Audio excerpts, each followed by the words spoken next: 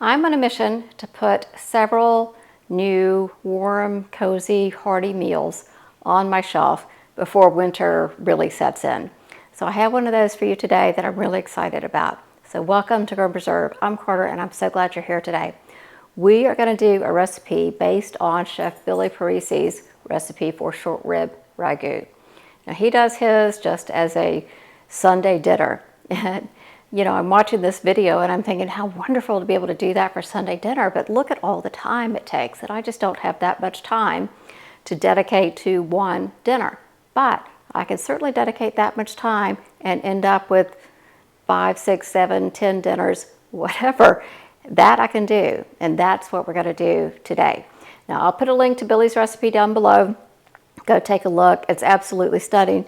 You know, you will note that I made a few changes to the recipe I'm going to do for you today in order to make it more canning friendly and to make it really super easy on the back end when we go to serve it. So we're going to jump right into that.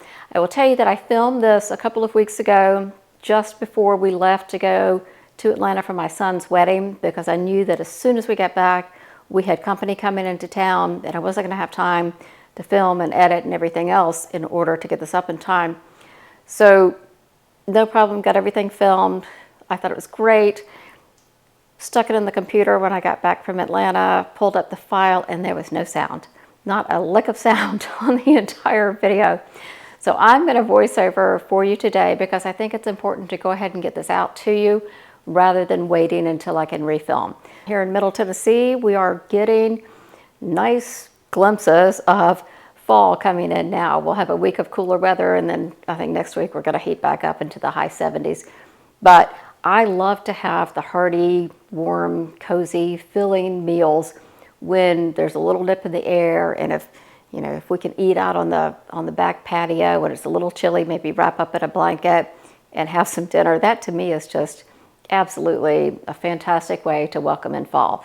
So we're going to get another one of those meals on the shelf today. All right, let's get started building this recipe because it's very simple, very clear, easy flavors that we're putting together, but they just come together so absolutely beautifully. So when I start something like this, especially if I'm doing it on camera, I like to go ahead and get all my prep work done ahead of time. So I'm going to take the celery and the carrots, and then next I'll do the onion as well. And I want to dice them very finely. So in my case, I'm going to use the food processor, and it just takes absolutely no time at all. And it gets them much finer than I could do with just a knife. But I'm not going to immersion blend the sauce in this recipe today. I like it left a little bit chunky. I like seeing the pieces of the vegetables on my pasta when we go to serve this. So I just want a very fine dice. So I've got the celery, the carrots, and now I'm going to do the onions, and then we'll start to get everything cooking in here. Now what you did not see, unfortunately because I forgot to turn the camera around, is that the first thing I'm starting with is some pancetta. I'm going to put that in the pan and I'm going to brown it up and render that fat, and it's going to leave fantastic flavor drippings at the bottom of the pan. And then I'm going to pull it out and set it aside, and we will add it back when we get the rest of the sauce built.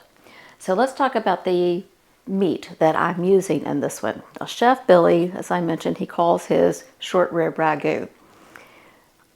And he uses bone-on short ribs.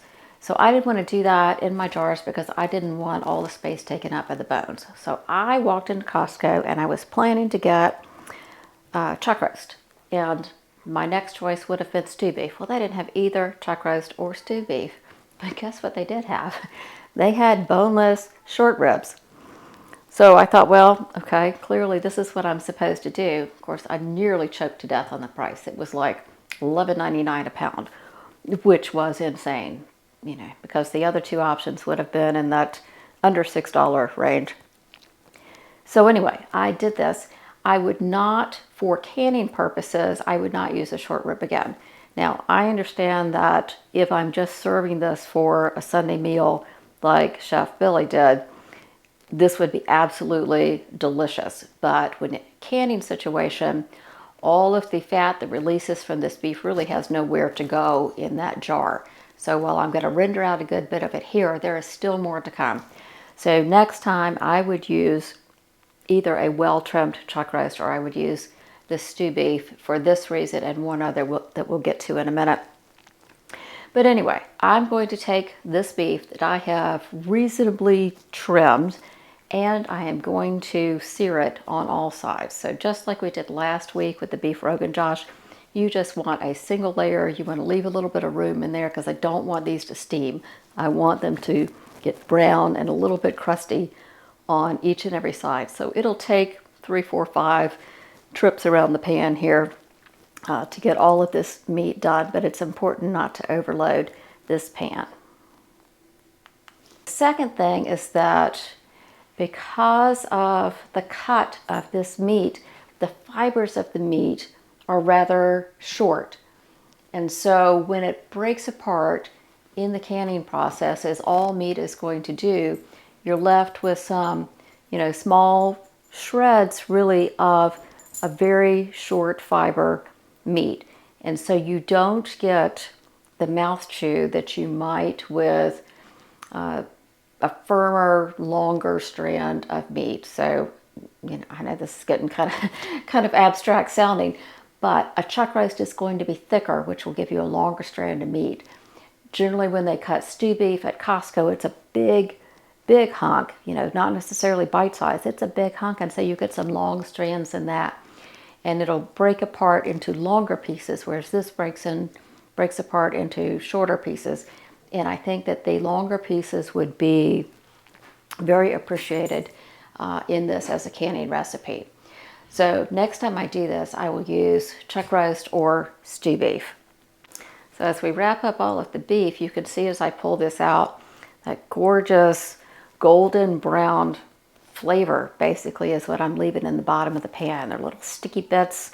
There's a little bit of the oil down there that has all of the brown bits from the beef in it. It's going to be absolutely fantastic flavor.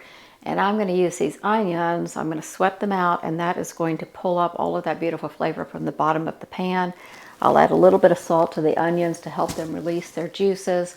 And basically you can see nearly right away the pan starts to release everything, and the bottom of the pan is clean again, and all that flavor is going into the onions and will then be carried into our sauce. So as I just brown these a little bit, we're going to get them to the point where they are golden brown, and then we're going to start adding our other vegetables. So in go the carrots and the celery. We'll give those a few minutes to soften up. So I'm going to go ahead and get a little bit of pepper in here. You saw that I added salt to the beef. I added salt to the onions. Now you can just do it all at one time and that'll be fine. I'm going to add a little bit more salt later as I do a taste test. But you can just take the total amount of salt and add it at one time. In fact, maybe go a little bit short on the salt and make sure that you're adding salt to your taste. So next thing going in is the garlic. And if you have fresh garlic, that's absolutely fantastic. I have this giant jar of chopped garlic from Costco that never seems to empty. I try to use it in absolutely everything I make, and yet the amount of garlic doesn't seem to be going down. I think I'm going to take a bunch of it and do another round in the freeze dryer. But anyway, it works just perfectly in this, and it's certainly easier and less messy than chopping fresh garlic. So this is an absolutely great use of it. So the next thing we're going to add to this is one more layer of flavor, and that is tomato paste. So buy a good tomato paste, get it down to the bottom of the pan, let it start to sear, release its flavor, mix it into these vegetables, and that is going to add a tremendous amount of flavor to the final product. It's another layer of flavor now. This is red wine. And this, it kind of takes sauces over the top, I think. We're going to give it plenty of time to cook off the alcohol. You'll see how much this reduces, how much it thickens down. So don't worry about the alcohol, but if this is something you don't want to add, you'll just add extra beef stock. The same quantity, you'll just add extra beef stock, and that'll be absolutely delicious as well. But if you have the wine and you don't mind using it, this is a beautiful use for it. So I'm going to let this cook down and burn off that alcohol, so it'll just be on a gentle boil here for a bit until it reduces. And now you can see how much it's reduced and the sauce is coming together. The next thing we're going to add is some crushed tomatoes. Now, these don't have to be home canned crushed tomatoes. These can be commercially canned from the supermarket. That's absolutely fine. And then another key ingredient here is going to be some really good quality beef stock. And again, pay no attention to the measurements I'm using in this video because it did not give me a full canner load. I have adjusted the measurements for the recipe, and that's what I'll write down below. So don't worry about that. I will get your quantities covered down there. Now we're going to add these pancetta lardons back into this. Again, they're going to add great flavor to this sauce. And then we'll start adding our seasonings. So we're going to add rosemary and thyme and parsley. And while Chef Billy uses fresh versions of these herbs when he's preparing this for Sunday dinner for his family, which just sounds absolutely a divine way to have Sunday dinner, I'm going to use dried herbs just because, you know, they do tend to do a little bit better, I think, in canning recipe. So I'm using dried rosemary, dried thyme, and dried parsley. Then I'll toss in some bay leaves that I hope I'm going to be able to fish out later when I go to can this up. But you know, I can have a bit of a challenge trying to find those bay leaves at the end. Now I'm going to let this come back up to a simmer, and I'm going to let it just hang out for a little bit. It'll reduce a little bit, let those flavors combine, give those bay leaves a chance to release their flavor in there because I will be removing them prior to jarring this up. So I'm going to taste it. In my case here, I decided I needed a little more salt, so I'm going to go ahead and add that. So you check for your salt, you check for your other seasonings, you know, check for the herbs if you want a little more herbs in there. If you don't have quite enough tomato taste, you might add another, you know, couple of teaspoons, maybe as much as another tablespoon of the tomato paste. That would be just fine as well. All right, so now this has been reducing. I'm going to pull out the bay leaves, and this has probably been reducing for 15 to 20 minutes. So in order to load this up, I'm going to start with a little bit of sauce on the bottom because once I put the meat in, it can start trapping air pockets down there, and I want to make sure the best I can to not have too many air pockets that I have to try to release when I do the debubbling. So I like to just put a little bit of sauce down there, and then I'll put the meat in. And I'm not putting the meat into the pot with the sauce and mixing it up because I want to try to get an even amount of meat in each jar. Now, as you're doing this, and as you see, I'm doing this in the 24-ounce jars, and I will tell you that I would not do that again because it was more sauce than the two of us needed. It was more in this jar than the two of us needed for a meal. Now, we had a third serving that was left over for lunch the next day, and that was really nice to have. But if I'm just looking to serve two of us dinner and not necessarily have leftovers, a pint-sized jar would be fine for the two of us, because if you think about how a ragu is served, the pasta is mixed into the sauce, right? It's not like, you know, our normal American version of spaghetti where we put the noodles on the plate and then we dump the sauce on top. And you could just, in my house, you know, those noodles get really covered up with a lot of sauce. In this case, they get tossed in the sauce. And so the bulk of the meal visually is noodles, not so much sauce.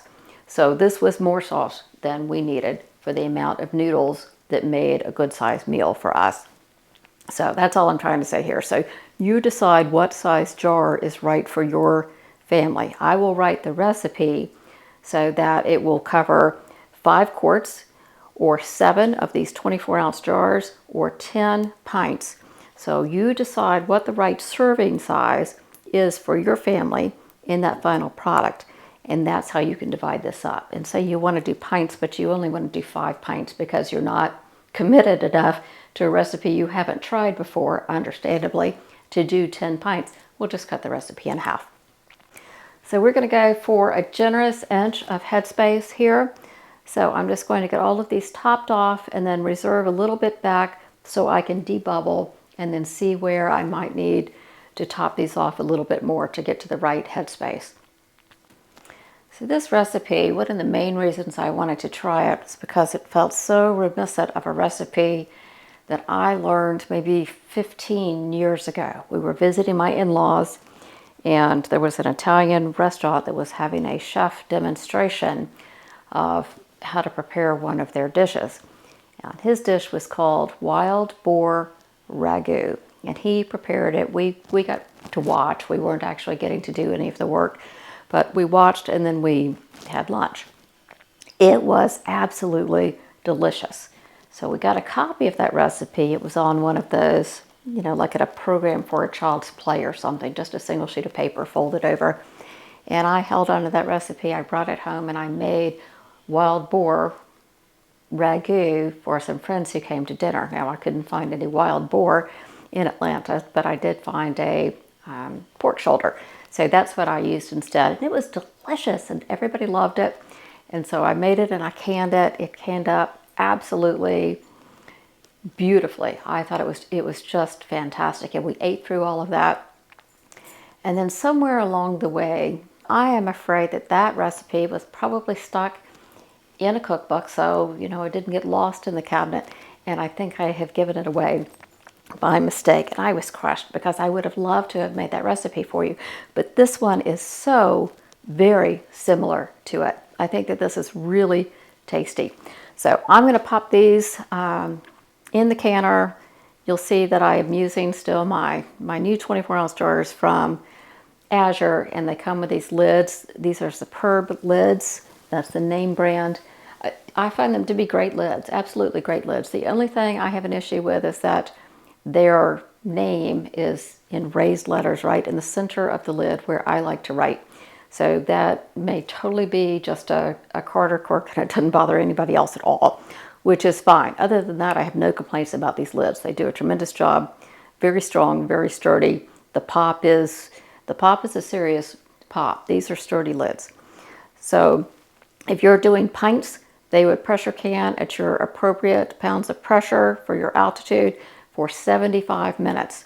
The 24-ounce jars and the quart jars would both go for 90 minutes. All right, let me show you how I'm going to put this together. This goes so quickly that I've already prepared the pasta and I've grated some pecorino romano cheese.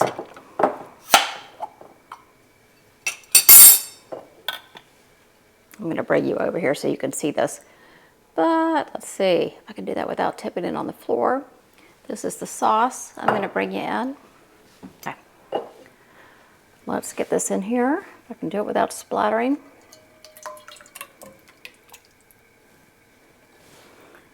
So you can still see the chunks of the carrots and the celery, the onions, the tomatoes. This is going to go really quickly. All I want to do is break up the meat because I want meat throughout, not big hunks here and there.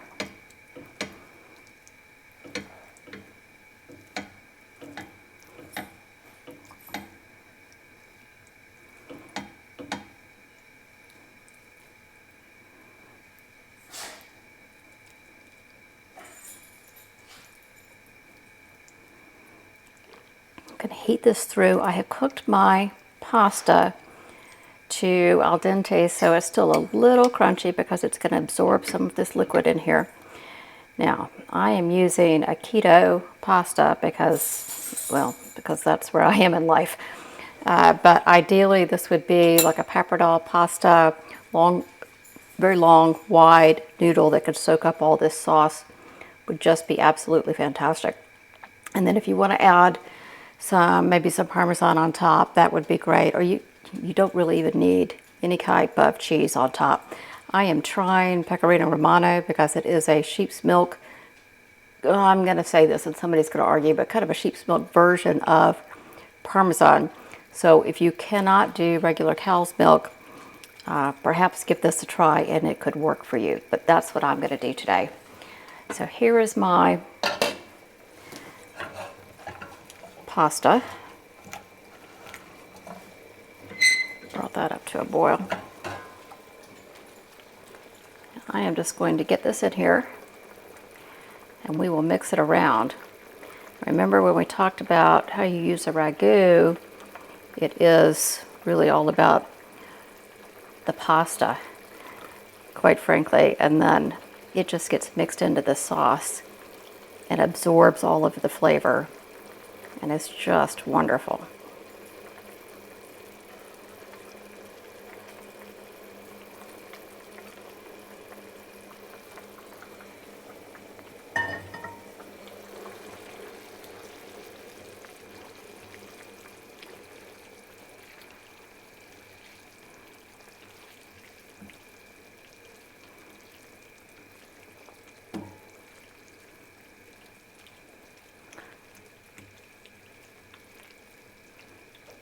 Let these flavors come together for just a minute and then dinner's ready.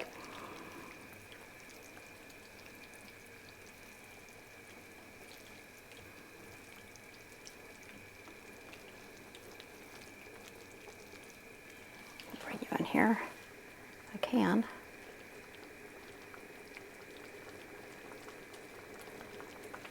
It's a good looking pan of food, isn't it?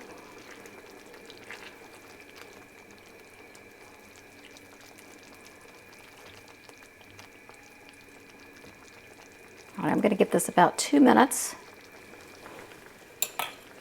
I'm going to get my salad ready. Okay, so you can see in this piece here what I'm talking about with the short strands of the meat. Once it's all broken up, if you have chuck roast, it may be more like, you can see that, more like that size, which would give you a better bite of meat, I think. All right, this is ready to go.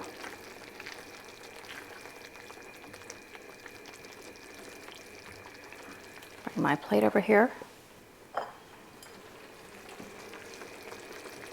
I'm not entirely graceful doing this. Oops, let me back you back out. All right, I'm going to try to make a pretty plate because it is a pretty meal.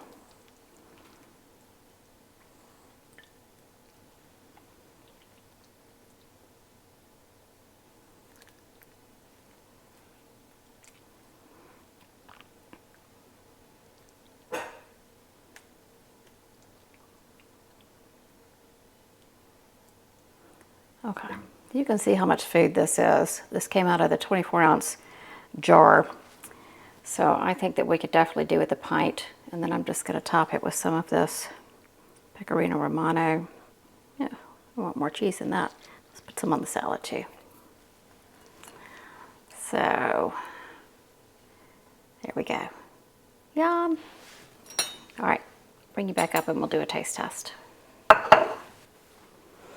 Okay, let's eat.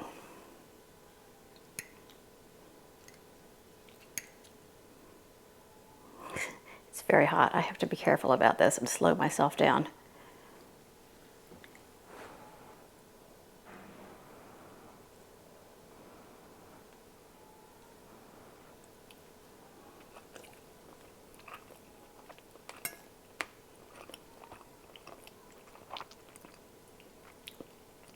Now the flavor is really great. I think you're going to love this one. These noodles, you know, they're keto noodles. That's about all I can say about them. They do not really do it justice, but the sauce is fantastic. All right, one more bite.